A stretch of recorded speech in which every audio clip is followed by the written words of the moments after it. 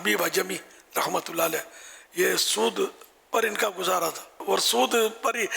پیسے دے رکھے تھے، سود کی جو آمدنی تھی اس پر یہ گھر چلاتے تھے اپنا۔ تو ایک بار یہ سود لینے کے لیے گئے تاکہ وہ گھر میں ہنڈیاں پکائی جائے، یہ گزر رہے تھے گلی سے، تو بعض بچے کھیل رہے تھے، تو بولا وہ ہٹو ہٹو ہٹو، حبیب اعظمی سود خور آ رہا ہے، ہٹ جاؤ ہٹ جاؤ، کہیں اس کے پاؤں کی گرد ہم پر نہ پڑ جائے اور ہم کہیں برباد نہ ہو جائے۔ آپ کو تھوڑا احساس ہوا کہ میں اتنا برا ہوں کہ میرے پاؤں کی گرد سے بچے بھاگ رہے ہیں دور۔ اب یہ کہ یہ گئے، پھر بھی سود بھی لیا، سود میں گوشت ملا ان کو یا سری، تو بہرحال یہ سود کا گوشت لیا ہے گھر میں، بیوی نے ہنڈیاں چڑھائی۔ اب جب یہ گوشت پک کر جب تیار ہوا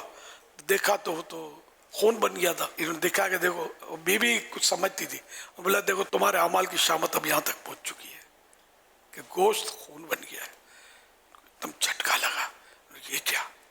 واقعی میں بہت برا ہوں۔ بچے بھی مجھ سے، مطلب بچوں کی بعض باتیں ایک غیبی اشارہ ہوتی ہے، تو یہ بچے بھی میرے بارے میں یہ کہہ رہے تھے ابھی،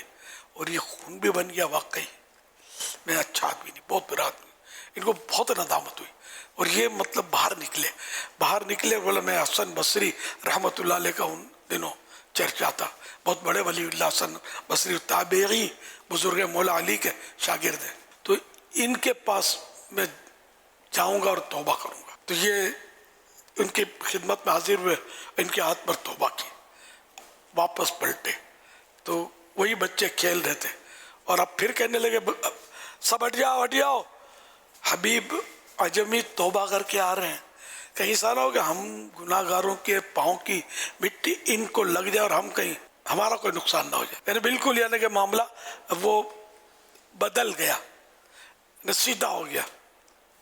وہ عام طور پہ محاورے میں الٹا ہو گیا، وہ سیدھا ہو گیا۔ اور یوں مطلب آپ بھی شیخ حبیب اعظمی رحمۃ اللہ علیہ یہ بھی بہت بڑے ولی اللہ بن کر ابھرے، ان کی بھی داستانیں، ان کے واقعات، ان کی کرامتیں کتابوں میں ملیں گی۔